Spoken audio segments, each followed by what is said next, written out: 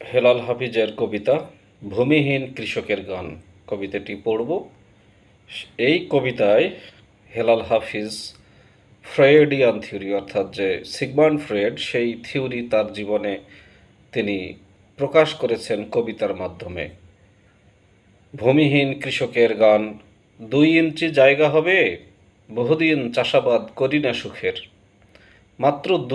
মাত্র ইঞ্চি, 2 জমি চাই, এর বেশি কখনো চাবো না। যুক্তিসঙ্গত এই জৈবনিক দাবি খুবই বিজ্ঞানসম্মত, তবু ওটুকু পাবো না। এমন কি অপরাধ কখন করেছি? ততটা উর্বর আর সুমসৃণ না হলেও ক্ষতি নেই, ক্ষোভ নেই লাবণ্যের পুষ্টিহীনতায়। যাবতীয় সার ও সোহাগ দিয়ে, একনিষ্ঠ পরিচর্যা দিয়ে যোগ্য করে নেব তাকে কর্মিষ্ঠ কৃষকের মতো। একদিন দিন চলে যাবে, মৌসুম ফুরাবে, জরা আর খরায় পীড়িত খা খা অকর্ষিত ওলো জমি কেঁদে কেঁদে কৃষক পাবে না। কবি কবিতাটি লিখেছে 12/11/1981 সাল, অর্থাৎ নভেম্বর মাসের 81 সালে। কবি এখানে জানতে চাচ্ছেন যে 2 ইঞ্চি জায়গা হবে, বহুদিন 2 ইঞ্চি জায়গা হলে কবি কী করবে? তিনি সুখের চাষাবাদ করতে চান। বহুদিন হয়, হেলাল হাফিজের 81 সালে যদি আমরা বয়স ধরি, তাহলে তখন তার বয়স হচ্ছে প্রায় 33 বছরের মতো। বহুদিন, এই 33 বছর বা 25 বছর ধরে আমি সুখের কোনো চাষাবাদ করি না, তাই হেলাল হাফিজ বলতেছে 2 ইঞ্চি জায়গা খুবই প্রয়োজন। আবার বলছে যে মাত্র ইঞ্চি 2 জমি চাই, যে 2 ইঞ্চি জমি চাই, এর বেশি না, এর বেশি কখনো চাবো না। বলেছে যে 2 ইঞ্চি জমি আমার প্রয়োজন। আর এই জমিটা কেন প্রয়োজন? যুক্তিসঙ্গত এই জৈবনিক দাবি খুব বিজ্ঞানসম্মত। কবি একবারে সরাসরি বিজ্ঞানের কথা বলেছেন যে এই 2 ইঞ্চি জমি একটা পুরুষ মানুষ 2 ইঞ্চি জমি চায়, এটা খুবই জৈবনিক ব্যাপার, বায়োলজিক্যাল বিষয়, এবং এটা যুক্তিসঙ্গত। এই দাবিটা, এই চাওয়াটা অপ্রাসঙ্গিক বা অন্য কিছু নয়। তবু ওটুকু পাবো না, এমন কি অপরাধ কখন করেছি?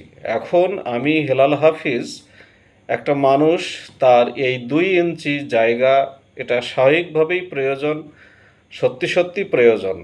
কিন্তু আমি কি কখন কোনো অপরাধ করেছি যে এটা পাবো না? কবি পাঠককে জিজ্ঞেস করতেছে।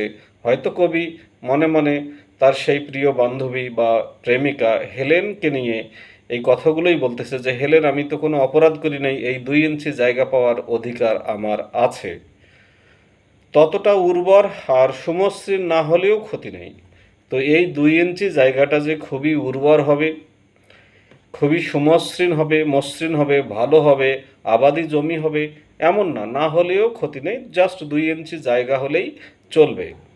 ক্ষোভ নেই লাবণ্যের পুষ্টিহীনতায়। সেই 2 ইঞ্চি জায়গায় যদি পুষ্টিহীনতা থাকে, অর্থাৎ জমিটা যদি অনুর্বর হয়, সেই জমিতে যদি লাবণ্য সৌন্দর্য না থাকে, তাতেও কোনো আমার দুঃখ নেই। জাস্ট 2 ইঞ্চি জমি হলেই আমি হেলাল হাফিজ ব্যক্তি জীবনে খুশি। যাবতীয় সার ও সোহাগ দিয়ে, একনিষ্ঠ পরিচর্যা দিয়ে, অর্থাৎ এই জমিটাতে যদি সার না থাকে, যদি সোহাগ না থাকে, সেই সার দেব, সোহাগ দেব, এবং একনিষ্ঠভাবে খুব মনোযোগ দিয়ে এই জমিটার পরিচর্যা করব, দেখভাল করব, যোগ্য করে নেব তাকে কর্মিষ্ঠ কৃষকের মতো।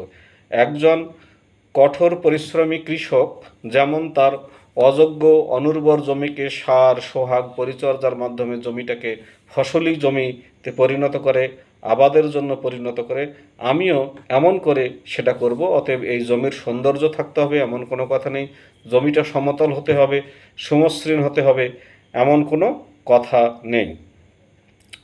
একদিন দিন চলে যাবে, মৌসুম ফুরাবে। তো এই 33 বছর বয়সেও আমি এই 2 ইঞ্চি জায়গা পাইনি। এটা আমার জৈবিক দাবি, এটা খুবই বিজ্ঞানসম্মত দাবি। আমি এমন কোনো অপরাধ করিনি যে এই 2 ইঞ্চি জায়গা পাবো না। তারপরেও পাচ্ছি না যেহেতু, তো এমন একদিন আসবে যেদিন সময় চলে যাবে, মৌসুম থাকবে না, অর্থাৎ বর্ষাকালের আবাদ বর্ষাকালে হবে না, শীতকালের আবাদ শীতকালে হবে না।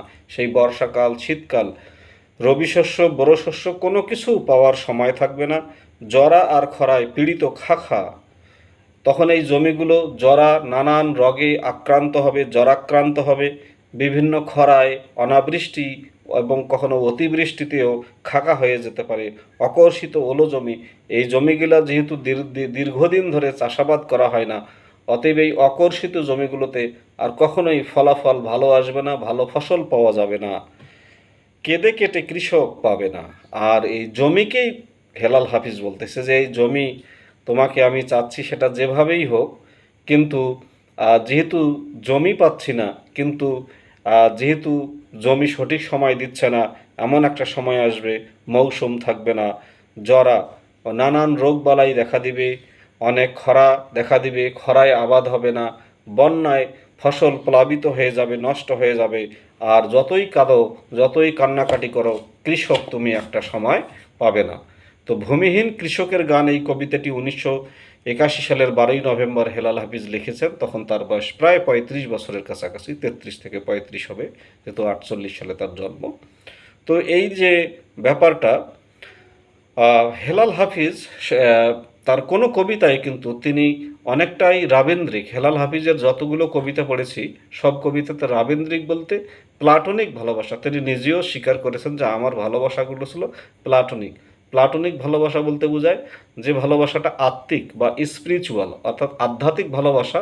তিনি সবসময় হেলেনকে আধ্যাত্মিক দৃষ্টিতে, পরিশীলিত দৃষ্টিতে দেখেছেন। কিন্তু একমাত্র এই ভূমিহীন কৃষকের গান, এই কবিতায় আমরা দেখলাম যে হেলাল হাফিজ সিগমন্ড ফ্রয়েড যেমন বলেছিলেন যে পৃথিবীতে যে যা কিছু চলে তার সব কিছুই কি জৈবিক।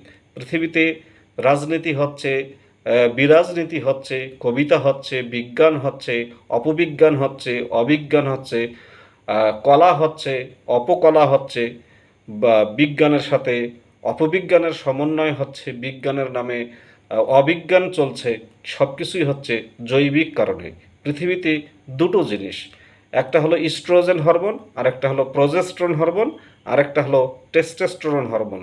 পৃথিবীতে সিগমন্ড ফ্রয়েডের যে কথা, যে হরমোনের খেলা, সে জৈবনিক বা জৈবিক হরমোন, টেস্টোস্টেরনের খেলা, প্রজেস্টেরনের খেলা, ইস্ট্রোজেনের খেলা। তো হেলাল হাফিজ বলতেছে এই 2 ইঞ্চি জায়গা পাওয়া আমার, এটা একটা জৈবিক কর্তব্য বা দায়িত্ব, এটা আমার পাওয়ার অধিকার আছে। কিন্তু আমি এমন কি অপরাধ করেছি যে আমি এটা পাবো না? হেলেনকে তিনি বারবার আসলে পরোক্ষভাবে এই খোঁচা দিচ্ছেন। আর কবি হেলাল হাফিজ যদিও ব্যক্তি জীবনে ভদ্র কবি, কিন্তু তারপরেও আমার মনে হয় যে তিনি ভদ্র হলেও ভাষাগত দিক থেকে, তিনি যেহেতু বাংলা ভাষার ছাত্র ছিলেন, ভাষাগত দিক থেকে তিনি যথেষ্ট মার্জিত, কিন্তু তিনি আসলে মানসিকভাবে অত মার্জিত ছিলেন না। কেন ছিলেন না? কারণ তিনি হেলেনকে করেননি, বিয়ে নাই হতে পারে, প্রেম হতেই পারে, প্রেম ভেঙে যেতে পারে, আরেক জায়গায় বিয়ে হতেই পারে। কিন্তু আপনি কোথাও কাউকে বিয়ে করলেন না, আর সারাটা জীবন বিখ্যাত বিখ্যাত কবিতা লিখলেন। সারা বাংলাদেশ, পশ্চিমবঙ্গ, আমেরিকাতে, সারা পৃথিবীতে বাংলাভাষী যারা মানুষ সবাই হেলাল হাফিজের কবিতা চেনে।